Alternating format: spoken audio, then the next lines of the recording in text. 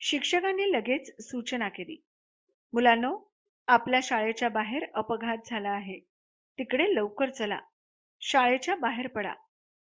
तुफान आल्याप्रमाणे वर्गातले विद्यार्थी भराभरा वर्गाबाहेर पडले. सर्व विद्यार्थ्यांना घेऊन शिक्षक घटनास्थळाकडे गेले. पलटी झालेल्या गाडीजवळ येताच दोन्हीकडील वाहने अडवण्यासाठी चार चार मुलांनी रस्त्यावर आडवी साखळी केली आणि बाकीच्यांनी शिक्षकांच्या मार्गदर्शनाने दोरखंड बांधून गाडी सरळ केली. दोरखंड म्हणजे जाड दोर. काही मुले भराभरा ऊस उपसू लागली. उपसणे म्हणजे वर काढणे.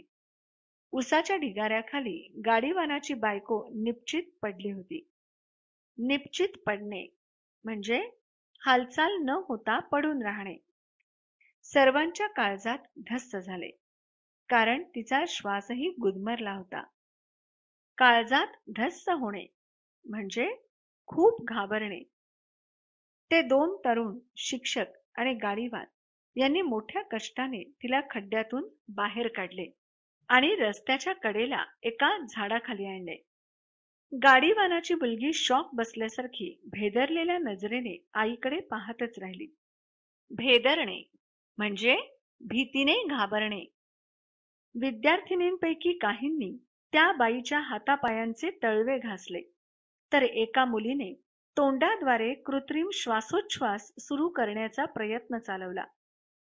बऱ्याच प्रयत्नांनंतर ती थोडी हालचाल करताना दिसली. तशी ए आयो म्हणून तिच्या मुलीने तिला मिठी मारली. सगळ्यांना हायसे वाटले. मुलांचेही डोळे पाणावले. त्या सर्वांना त्या बाईमध्ये आपापली आई दिसली असावी.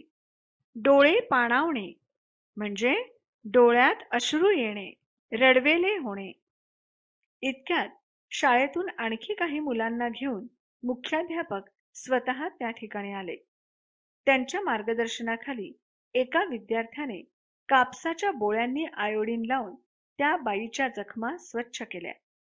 जखमी मुलीच्या कपाळावर आलेले रक्त पुसून जखमेवर पट्टी बांधली. गाडीवानाची बायको वेदनांनी विव्हळत होती. कदाचित त्या बाईच्या हाताचे हाड फ्रॅक्चर झाले असावे. विव्हळणे म्हणजे कळवळणे.